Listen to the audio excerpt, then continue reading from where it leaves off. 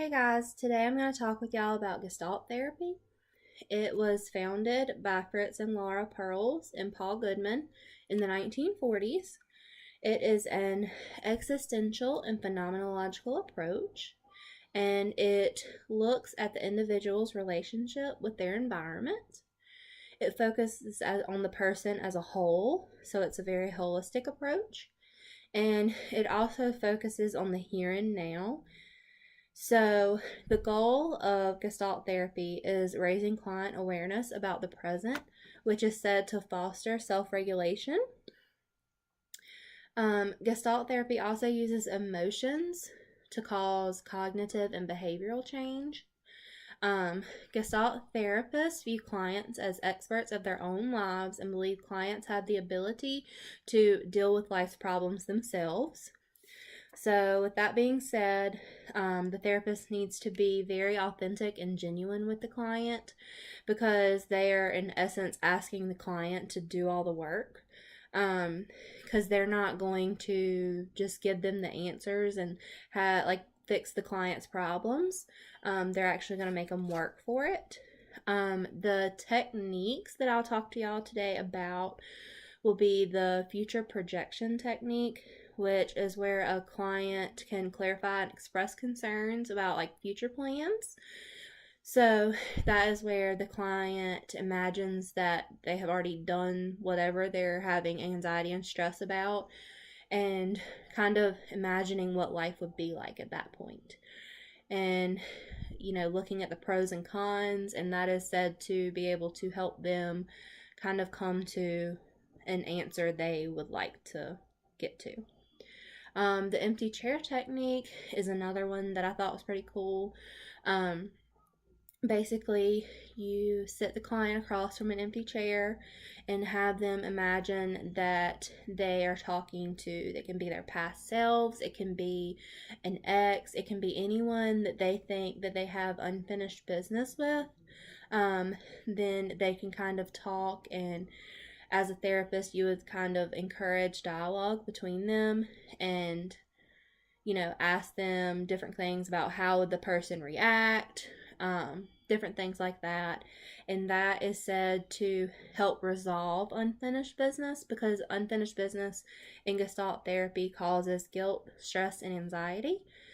And that can be unconscious guilt, stress, and anxiety, so the client won't really know where it's coming from. So to resolve that would be a great thing, and I'm sure a weight lifted off their shoulders. One essential thing a counselor in training should know about Gestalt therapy is it's the first type of therapy to incorporate clients seeing, feeling, sensing, and interpreting things said. And one last thing is that Gestalt therapists don't really ask why something. So, why do you think you're depressed? Or why did you do this? Specifically because it kind of focuses on the past, and Gestalt therapy is all about the here and now. And so we really don't want to bring up those negative emotions. That's all I got. Bye, guys. All right. So what brings you in today? Well, I've been offered this job position as a travel nurse, and I'd really love to take it, but there's a lot of positives and negatives, and it's just it's causing a lot of stress and anxiety, and I just don't know how to deal with it. Okay. So I know you mentioned the negatives and the positives, so let's explore those. So first, let's do the negatives. What are some of the negatives that you think about the job, if you were to get the job? Some of the negatives would be wondering if I would have a job lined up. Mm-hmm. When you're leaving a core staffing place, you have to let them know 30 days in advance that you're leaving. But most travel nurse agencies don't let you start looking for a job for a month out. Okay. So you're sort of quitting one job before you're sure that you have another, first of all, which right. Travel nursing is high in demand anyway, so you will have a job. It's just nerve-wracking because you don't. Oh, for sure. On top of that, you're bouncing from place to place. You are never really sure where you're going to be living. And you also have to worry about if you have things here as far as storage and a storage unit and everything else, and making sure that you're going to be able to make the money that you think you're going to make. Right. Okay, so we talked about the negatives. Now let's talk about the positives. Well, the positives is that you probably would be making more money if you had the right tools and you knew what you were doing and you had the right place to stay and you had the right job and everything like that, and you would also get to travel the world while you were doing it and get to see different states, get to see different nature, I mean everything, all while getting paid to do it, and possibly traveling with your boyfriend, significant other, best friend, whoever, and go on road trips together and get paid for it. So it's a lot of positives to it too, and a lot of people have paid off a lot of debt by travel nursing. Okay, so we've already explored the negatives and the positives.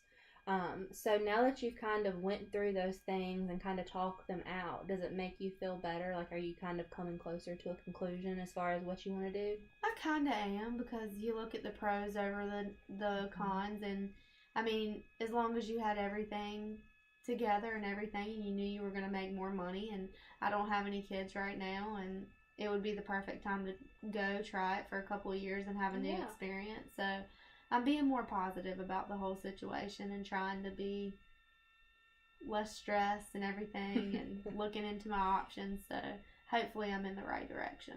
Awesome. Well, good luck with that. Thank you for coming to see me. Thank you for helping me.